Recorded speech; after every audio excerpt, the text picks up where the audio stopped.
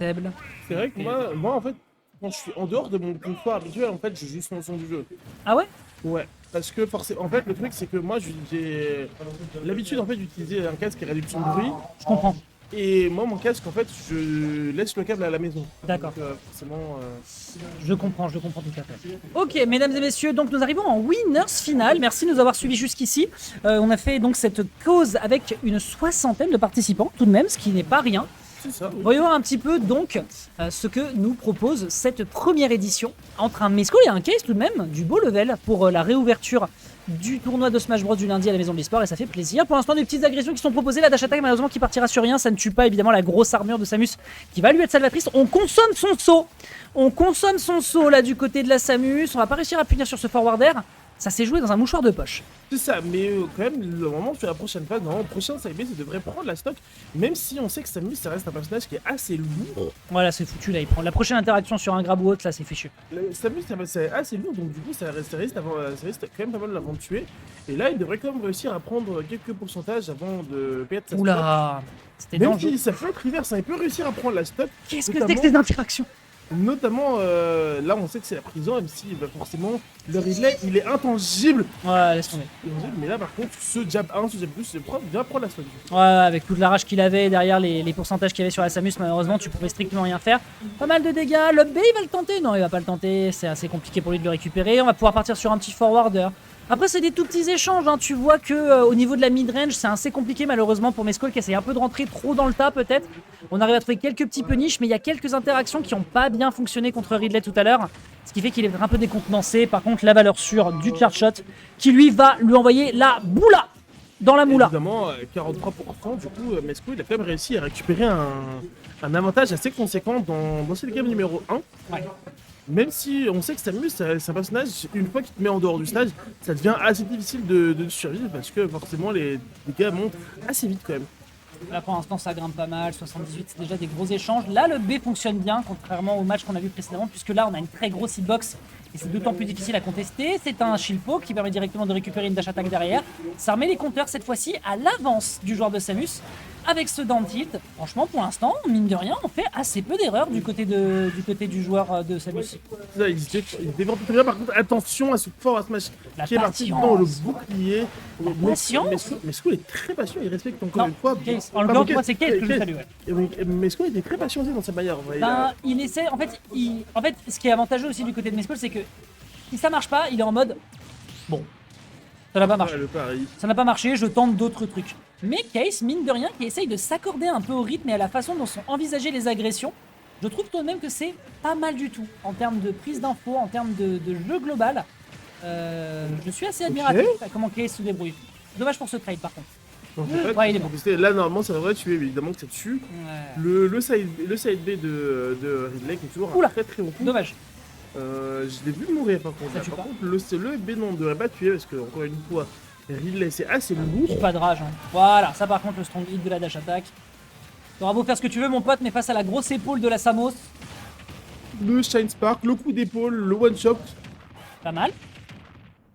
Pas mal, des petits échanges, 80% qui sont récupérés, juste comme ça. Très belle phase ici du joueur de Samus, qui a visiblement pris des Attention. petites infos de ce que lui a proposé son homologue spectral contre Niroz lors de la Croco Cup. C'est très très clean ce qu'on est en train de faire pour l'instant. Et là, il est, Mais- il est complètement dans la zone. Là, Ah, il est dans la knockout zone même, je dirais. Non, ce Warder, Non. Non, ça tue pas. Il a pas de rage, il a pas de rage. 100%. J'ai curse, il va la perdre. C'est un regrab ça par contre. Ah, il était mal placé. Loves Pro ne tue pas. Non. Par contre, normalement, la prochaine tue. Non, le B ne tue toujours pas. T'as pas de rage mon pote. 99%. T'as pas de rage mon pote, tu vas faire quoi? Par Ok. contre, là, cherche il tue, là, tous les Ah jours. bah oui, là par contre.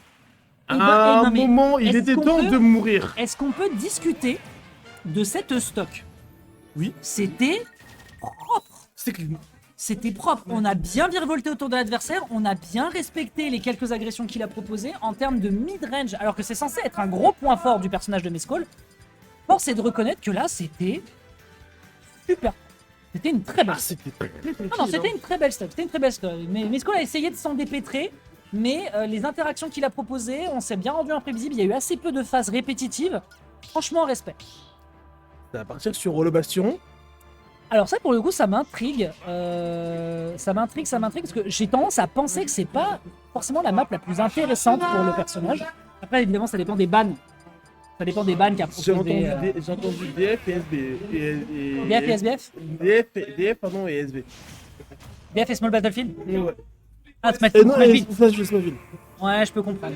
Mais tu vois par exemple la plateforme ne peut pas être autant couverte par Ridley. Je pense que je poserai la question à Scott.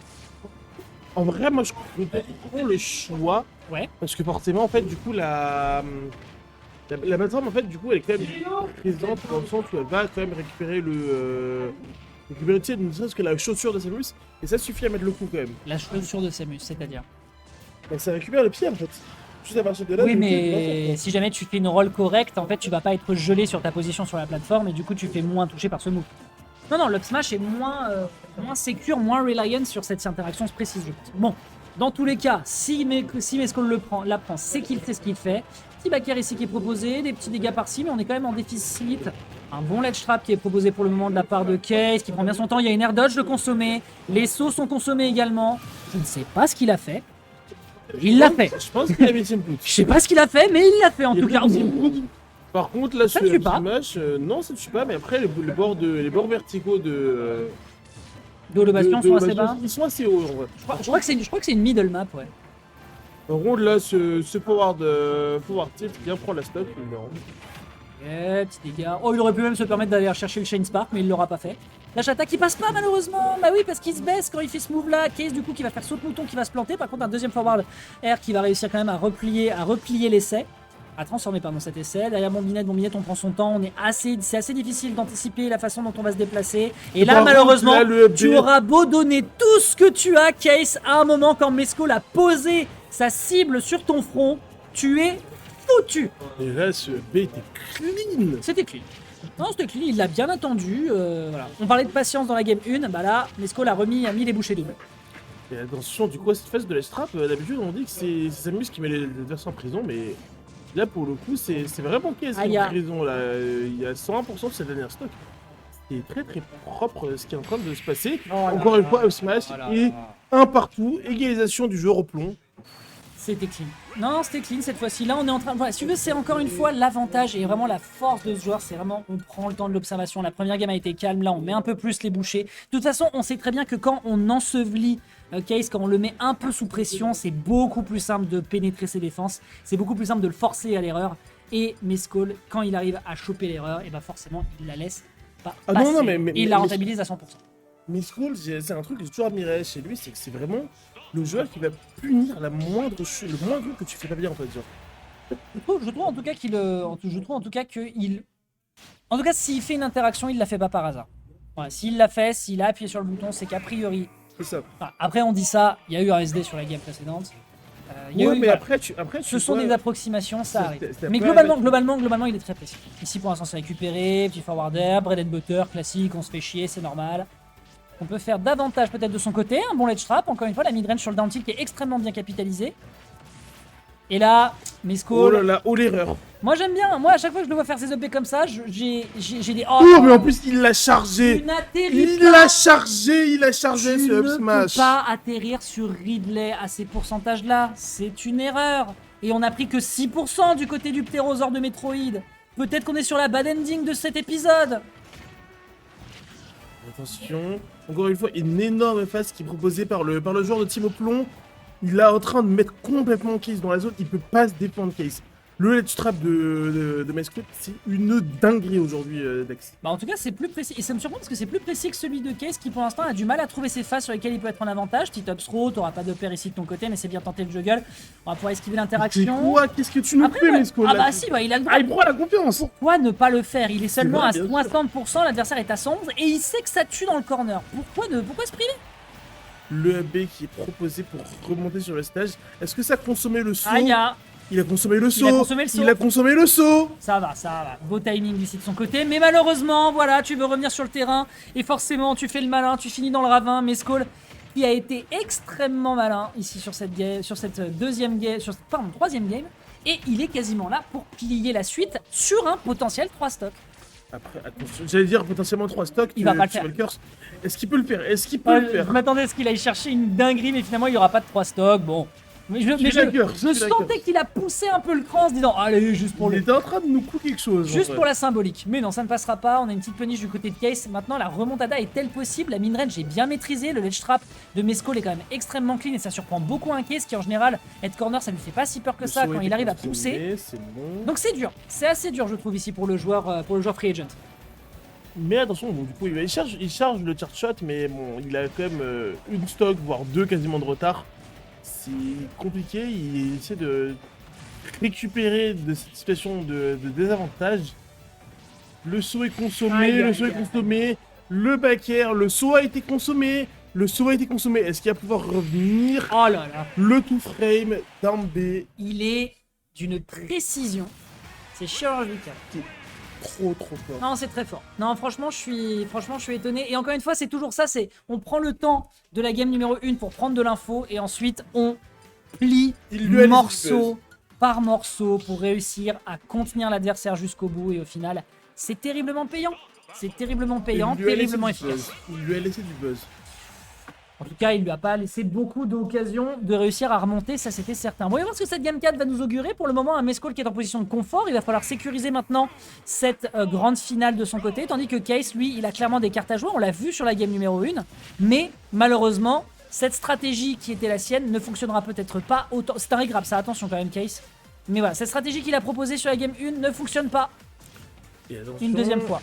Là, on part aux sens inverse dans cette deuxième interaction, même si bon, il n'aura pris que 35% dans cette action. Et c'est tout de suite Mescol qui repart à l'attaque. Pour le moment, bah écoute, on prend son temps, ça c'est un peu niche, obligatoire. La dash attack de Ridley, comme la plupart des dash attack, faut punir. Et il s'en fout! Il en a rien à foutre, ça touche dans le shield la première fois, t'inquiète, je surprends en le faisant une deuxième fois. Parce que tu penses que je vais pas tomber dans le piège, down tilt upper, c'est finito, ça dégage.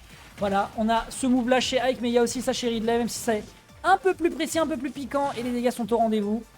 121%, la Case, faut pas faire de bêtises.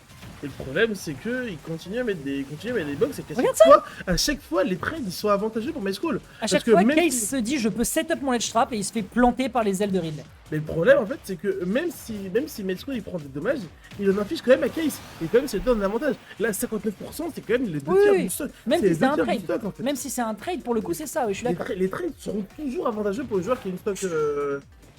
En plus. Ouais, Mescol qui s'est un peu endormi, il m'a dit qu'il était un peu crevé de la reprise des courses, je peux comprendre, là pour le coup ce ledge a été un petit peu pris, derrière la punish qui est propre, il n'y aura pas de backer, la bombinette qui est peut-être salvatrice, on n'arriverait pas à trouver une punish supplémentaire de l'autre côté, derrière par contre dans tilt into rare backer, c'est extrêmement propre once again. Maintenant, tout est dans les mains de Case pour réussir à remonter et proposer une game 5, parce que cette game 4 est peut-être la dernière de cette winners finale. Et le problème, c'est que Mescol, il n'a que 72%, et qu'au final, à un moment, il va finir par avoir de la rage.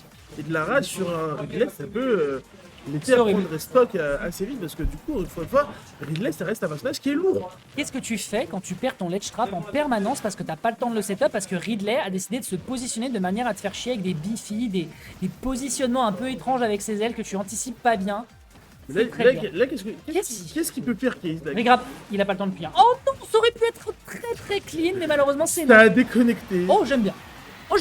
En vrai, backdash return down tilt. Backdash return down tilt, franchement, j'aime bien. J'aime bien. 0,74, alors qu'on est en train d'avoir une phase d'avantage du côté de Mescol. Timo Plon qui est en train de sécuriser cette grande finale, et ce, avec les honneurs. Et attention, le B, on sait que ça peut partir. Ok. Attends. Il est en train de nous cook un truc. Attends. Il est en train de nous cook un truc. J'aime bien la cuisson là. Petits oignons. Il est oignons, en train de nous cook un truc. Petits oignons, petites carottes, petits navets. Oh, ça a brûlé. La popote de mémé a brûlé. Aïe. Quel dommage. Quel dommage. Normalement, de toute façon, il est